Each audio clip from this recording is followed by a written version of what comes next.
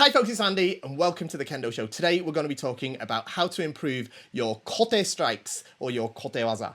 Before we jump into the video, don't forget to like, share, subscribe, and most importantly, support the channel by shopping at KendoStar.com. It's a fantastic, wonderful Kendo equipment website owned by myself, of course. But if you don't believe me how great it is, go and check out how high rated we are. We're the highest rated shop online. It's fantastic, brilliant equipment. I'm sure there's people in your dojo already using our gear, so shop at KendoStar.com. So don't forget, these videos are just my interpretation, of course, based on my own understanding of Kendo at present, based on what I've been taught over the years. If your teacher or your sensei says something different, then obviously I would always say follow them. Don't go to them and tell them that they're wrong because Andy Fisher on YouTube said this or that.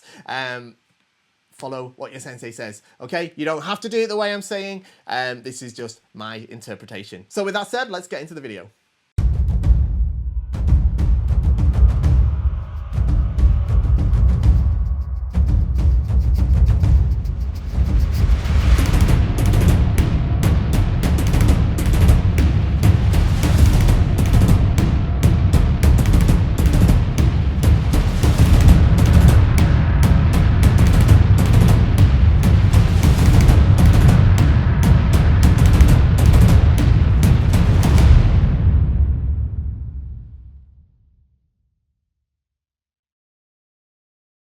So in this video, we're going to look at ways to improve your Kote WAZA.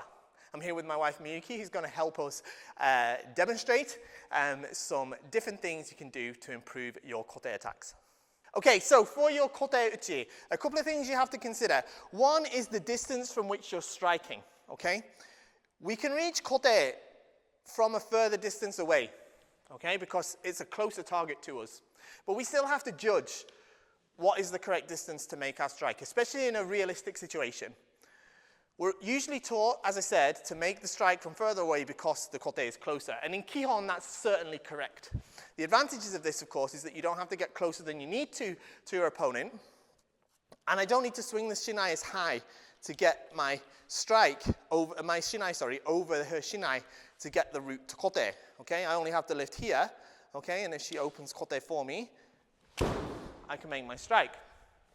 However, in a realistic situation, if I make an attack from here, it's quite obvious to the opponent the only attack I can really realistically reach is kote. Okay? So we have to learn to be able to strike kote from several distances. Okay? So if we make a kote strike from a slightly closer distance, a similar distance from where we would strike men, what we want is we want for her to feel like I'm going to strike men. So that from that pressure, once my shinai moves, she thinks that I'm coming for men, and the shinai is going to react in that way. When we get to this point, I still don't want to move the shinai more than I have to. This is enough, okay? This is enough. I don't need to bring it like this, okay? This is a mistake lots of people make, much like with men. They'll pull the shinai with the right hand and try to strike, okay? So from here, not like this, but again, I'm going to keep the shinai forward, keep almost the bottom of the shinai hidden from the opponent so that I can make my kote strike this way, okay? Controlling the shinai fully with my left hand, even from this closer distance, okay? Kote, okay? Now notice, after I strike, my shinai goes to my left over her right shoulder. And I end here with a light taiatari. It's not a really tough one, okay? Many people make the mistake, after striking kote, to try to bring the shinai immediately to tsubazariai. This is not correct, okay? You must strike here this way, so that if, for example, the kote is blocked, again, in the realistic situation, it's blocked, I can immediately make the strike. But if I make a strike and then try to pull the shinai back around, it's much harder for me to try and make the strike, okay? So correct action after making your kote strike, okay, is this way, okay? Next thing to care about when you're making kote attacks is that you only make one step for your fumikomi and then another step to close the distance for the most part. Okay? 1, 2. Okay? That means I do the fumikomi whilst traveling forward. A very common mistake for kote is to hit the kote on the spot this way and then try to run forward this way. No good. Okay? Take the center, control with the left hand, and launch forward. Again, we want her to think I'm coming for men. I'm coming for men. That will raise the shinai. And I can make the kote strike. Okay? So, make sure you can make kote strikes from far distance like this, kote, or from a slightly closer distance like this. You adjust your footwork, of course, to compensate for the closer range, right? After striking, shinai goes over to my left, and as I make my strike, I travel forward using my footwork, okay?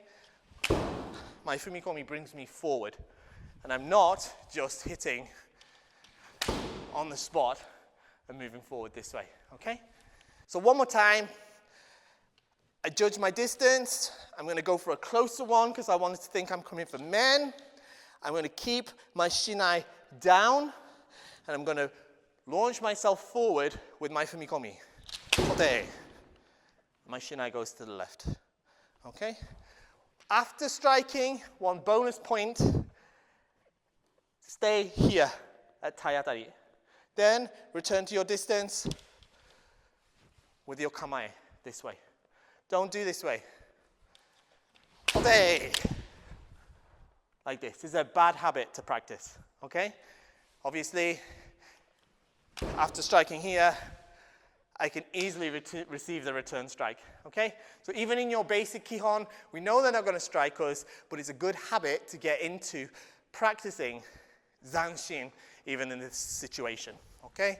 Ya, kote, here, then back, and I can do it again, okay? And that's how to improve your kote waza. So that was all about how to improve your kote strikes. I hope you enjoyed. Don't forget to like, share, subscribe, shop at KendoStar, and we'll see you all next time. Bye-bye.